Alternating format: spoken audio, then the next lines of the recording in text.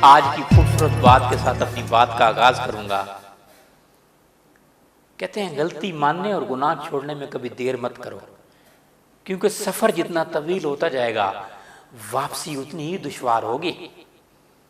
आज का मौजू है नींद का टूटना। आप रात को सो रहे होते हैं, रात को 2 बजे हैं और आपकी नींद खुल गई है, तो फिर 4-4 घंटे भी नींद आपको नहीं आती।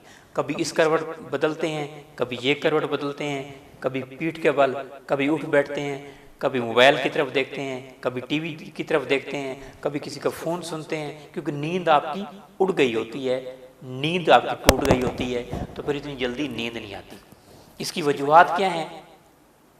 वजूहात हैं जो लोग शराब नोशी करते हैं, जो लोग चरस का इस्तेमाल करते हैं, जो लोग अफीम का इस्तेमाल करते हैं, जो लोग कैफ़ीन का इस्तेमाल करते हैं, जो नशा आवर अद्वियात इस्तेमाल करते हैं, जो लोग चाय और कॉफ़ी का इस्तेमाल करते हैं, जो लोग परेशानी का ज़्यादा मुब्तला हैं और जिनका ब्लड प्रेशर हाई रहता है, वो लोग इसमें ज़्यादा मुब्तला रहते हैं। उनको रात को किसी भी टाइम नींद उनकी टूट सकती है।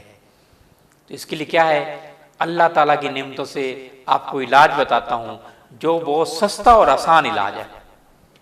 दूध का ज़्यादा से ज़्यादा इस्तेमाल कीजिए या चाटी की लस्सी इस्तेमाल करें, या मैंने बताया इन दोनों में से कोई एक चीज़ इस्तेमाल कर लीजिए। दूसरा, सरसों के तेल की मालिश कीजिए, और अगर दूध है तो उसी दूध में आप सरसों का तेल डाल भी सकते हैं। इतना ही काफ़ी है, आपको इंशाल्लाह भरपूर नींद आएगी।